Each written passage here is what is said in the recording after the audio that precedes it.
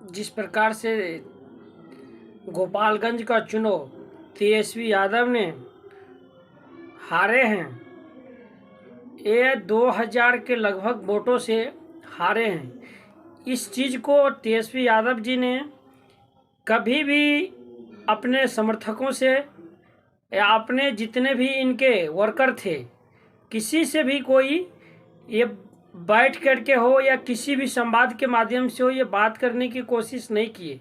नहीं तो अगर ये कार्यकर्ता पे भरोसा करते या अन्य कोई अगर बातों पे अगर ये ध्यान देते तो कल जिस प्रकार से तेजस्वी यादव ने अकेले अपना दम पे कुछ ही वोटों से चुनाव हारे हैं, तो इसके लिए तेजस्वी यादव को आगे भी रणनीति बनाना पड़ेगा।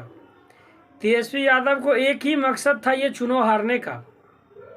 जब आप एक तरफ पॉलिटिक्स कर रहे हैं, दूसरी तरफ आप सरकार में हैं, तो आपके जितने भी गठबंधन के बड़े नेता थे, आपके पार्टी के, जब आपने गठबंधन किए हैं तो क्यों नहीं गया?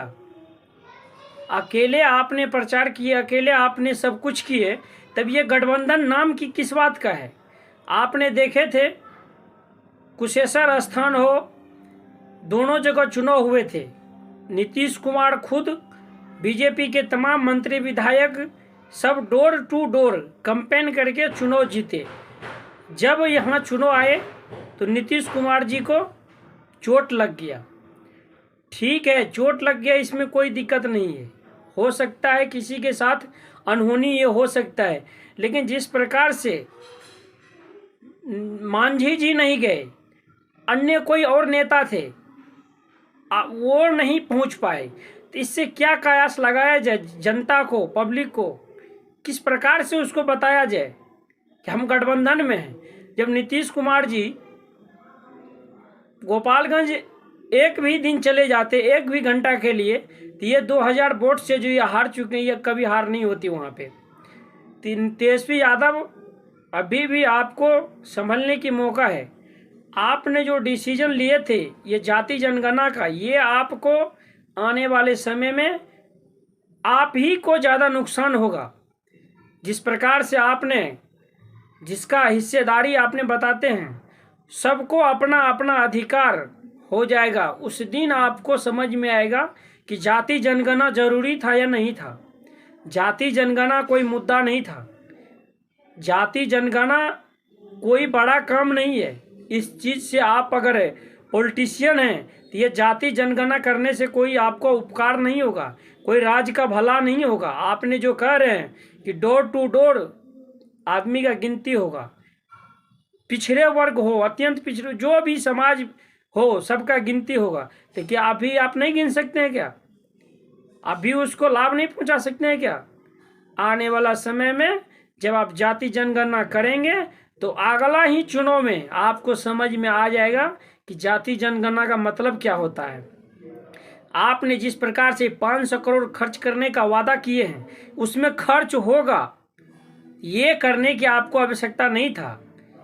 इस चीज़ के लिए आपको नियुक्ति देना चाहिए, शिक्षक का बहाली हो, अन्य कोई बहाली है, तो आपने जहाँ भी जाते हैं तो थोड़ा इंतजार का मजा लीजिए। क्या है थोड़ा इंतजार? कितना दिन? आपने तो कहा था पहला कैबिनेट का पहला कलम चलेगा तो 10 लाख युवाओं को नौकरी देंगे, तो ये कहाँ चला गया आपका वादा? जब आपको अभी खुद से नहीं कोई चीज़ अभी मिल रहा है, तो आप इस चीज़ का जाति जनगणना की क्या आवश्यकता पड़ गई आपको? जाति जनगणना से आने वाला समय में आरजेडी का, पर्सनल आरजेडी का जो भी राजनीतिक पर्पस है, ये सारे चीज़ आपका ख़त्म हो जाएगा। ये चीज़ आप देख लीजिएगा आने वाला समय में। सिर्फ आप एक बार जाति जनगणना करके दिखा दीजिए, उसके बाद आपको ये चीज़ पता चल जाएगा कि जाति जनगणना से आदमी तक ये जो आपने कहे सरकार की जो व्यवस्था है वो नहीं पहुंच पाते हैं। तो वो चीज़ आपको आने वाले समय में जाति जनगणना के कुछ ही दिन के बाद आपको पता चल जाएगा। अगर कुछ ही दिन के बाद पता नहीं चलेगा तो आपको सिर्फ चुनाव के समय आते समय ही आपको पता चल जाएगा। जितना भी मुस्लिम वोटर हैं आपको एक भी वोट नहीं मिलेगा।